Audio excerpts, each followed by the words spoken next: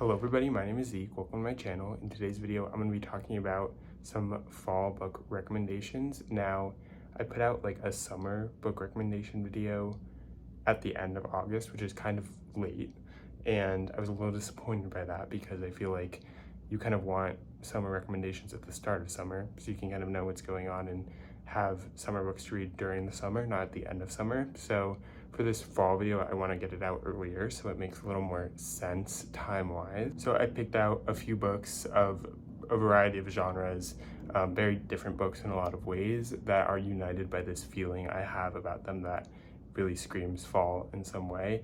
And how I kind of base that is I think books I want to read in the fall are very contemplative, they're often meditative, they have maybe some mystical elements, some horror elements, maybe some nature elements. All of that just really feels very fall to me. There's also some books in here that are like dark academia inspired, but I think dark academia kind of bridges the gap between winter and fall. But these books, for reasons I'll explain, really are more fall to me, and they're also all books that I've enjoyed, and I hope that you will enjoy too and get some good recommendations out of this video. So the first book I'm going to talk about, I have a physical copy of. I don't know where it is, which is very sad because I really do need to find that, but that's Cosmic Comics by Italo Calvino.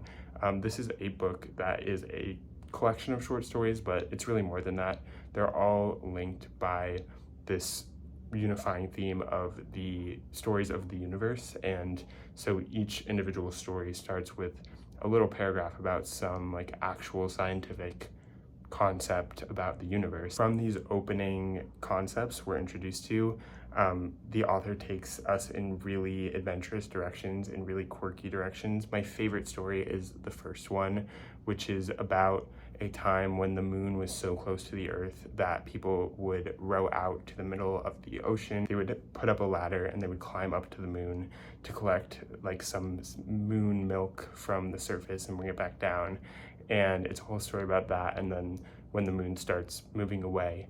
So that's the kind of like quirky stories you're getting. They're very mystical. I feel like the way they're written is kind of very storybook-esque, and I think it's very comforting to read in a lot of ways, but it has a lot of humor, it has a lot of heart, and it's unlike any short story collection or really anything I've ever read, and I really enjoyed it. Very experimental, very different, and very fun to read, and I would highly recommend it, and I want to reread it as soon as I find my little copy because I don't know where it is. So switching it up a lot, the next book I'm going to talk about is Slouching Towards Bethlehem by Joan Didion, which I actually read very recently and absolutely loved. I've been reading Joan Didion books over like the past 2 or so years, just going through all of them. This is probably one of her most popular, if not her most popular.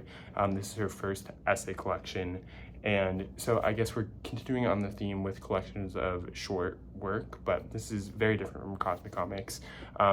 What I think is very fall about this is it is very contemplative and it is very personal, and those are two things we kind of associate with fall. I think that in this collection, the way Didion blends the personal with these kind of analytical, journalistic storytelling that she's so good at is very impressive, and also is kind of some of her best work. It really is. She is so good at being personal, and she is so good at telling stories about things that are important to her life, but also things that she just finds interesting. And we see really the perfect blending of that in this book and in these essays.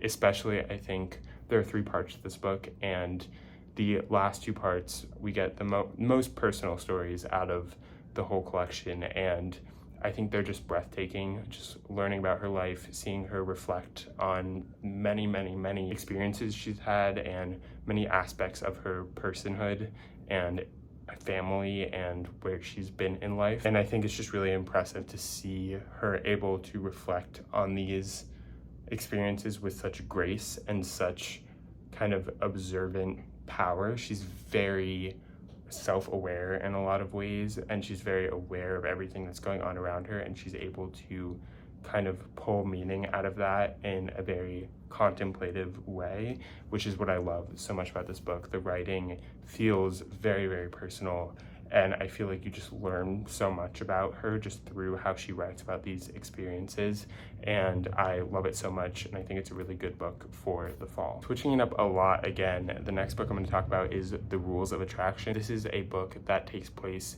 in a college, a small liberal arts college. We're following a bunch of different characters, and they are all basically just going out, partying, being bad people all around the school, and they go on a trip outside of the school at one point, but just everywhere they go, they're doing bad things, they're being awful to each other. There's a lot of vulgar material in this book, but it's very fast-paced. It's written in a stream of consciousness style, and I think this is a very good fall book because it is this kind of like back-to-school crazy reading experience. It has a lot of energy. It's really exciting to read because there just is so much going on, and the way that it's written in this stream of consciousness style makes you just kind of zip through the reading process, and it's really kind of it's painful at a lot of points, but it's also fun to just be with these awful characters and see them make bad decisions and see them do bad things and see them not change and not really grow. I think that this is not a book for everyone, so I say fall recommendations, but maybe be cautious going into it.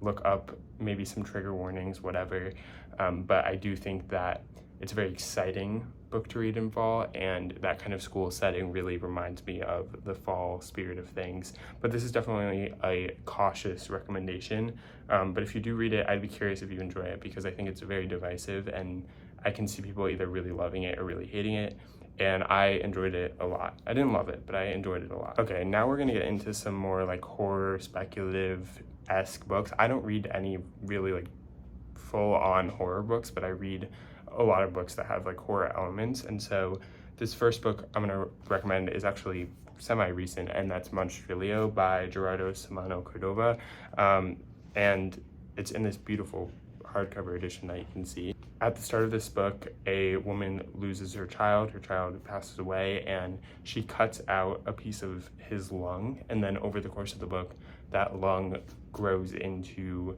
a monster that they nickname Monstrilio, and it takes on like elements of her son, and it's a very complicated relationship that the mother then forms with this being, and all the people around this family, how they get involved, and they have to kind of come to terms with what's going on. So in Monstrilio, we're watching this relationship dynamic change as Monstrilio becomes more monstrous, and we have to reckon with the contrast between his monstrous nature and the nature that he still has from when he was the lung of a boy. Obviously, a very weird premise. I don't think it 100% pays off in the end, in my own opinion, because I didn't love the ending wholeheartedly, but I think the premise and also just the majority of the actual story is very compelling. We're seeing everyone reckon with this strained situation, and it's a story about motherhood, it's about grief, acceptance, loss, family, obviously. I really think that the concept and the writing are beautiful. Once again, very contemplative, but also has these kind of horror elements. There are some moments in this book that are gruesome and disturbing, and all of that combined was very fall to me, and I think a lot of people really love this book, and I think there's a lot to get out of this book. It's a very likable book, and I'm very glad that I read it, and I hope that other people would read this because it's really a great time. Next, I'm gonna talk about literally one of my favorite books of all time, and that's Our Share of Night by Mariana Enriquez. This is an epic. There's no other way to put it. It's like over 600 pages, or around 600 pages, and we're following, it's like a cult story at its heart, but it's so much more than that. At the start, we're following a man and his son who have just lost the wife/mother, and they're going on a road trip to kind of delve into her past and their own past, and her family is involved in this supernatural cult that we learn a lot about as the story goes on. All of that like supernatural family context is wrapped up around this period of military dictatorship in Argentina, and so there's a lot of politics around that, and also the extreme violence around that is kind of tied together with this supernatural cult, and all these things kind of merge and are in conversation with each other over the course of the book in a lot of different ways as you see it as the book goes on. It's a story that is very good at switching between the personal and the very individual stories of these characters, and then the wider narrative of what is going on in the world and in these communities. And I think that in and of itself is very powerful. Other than just this like complex narrative, there's a lot more going on. The writing is absolutely gorgeous. The supernatural elements are threaded in just the right amount to have this kind of mysterious, mystical presence without being too overwhelming. There's also this kind of way that the book plays with structure and the timeline. It switches back and forth. We get a lot of different perspectives. We get kind of a news report thing at one point.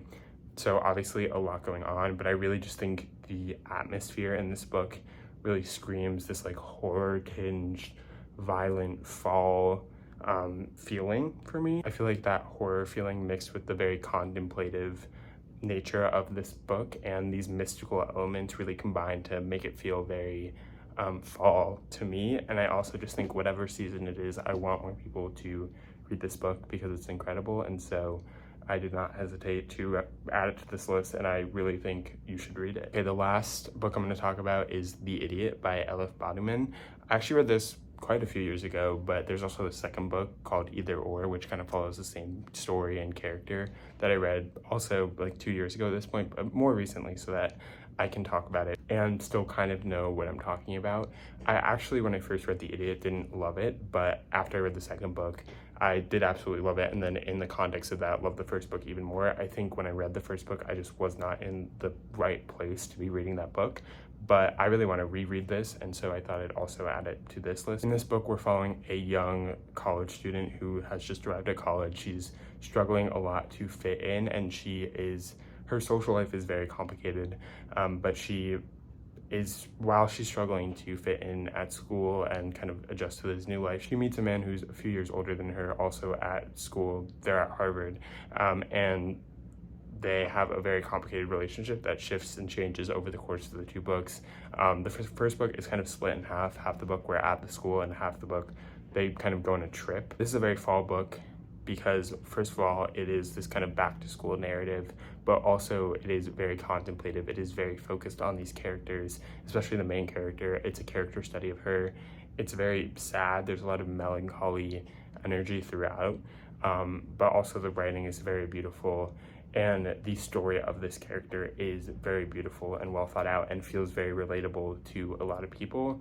And I think it is a much slower book, so you have to be ready for that. But if you're ready to kind of relate to a character and learn a lot about a personal narrative that is very complicated and very nuanced, I would definitely pick this book up, because I just really think I haven't read any like modern books quite like it. And I think that it does this kind of campus school story so well in such a different way than a lot of other books tackle it. It's not like dark academia, it's not anything like that, and I really love it for that, and I think a lot of people really love it for that, and I can't wait to reread it, and I think you should definitely get on that because it's incredible. So that's going to do it for this video. I hope you enjoyed.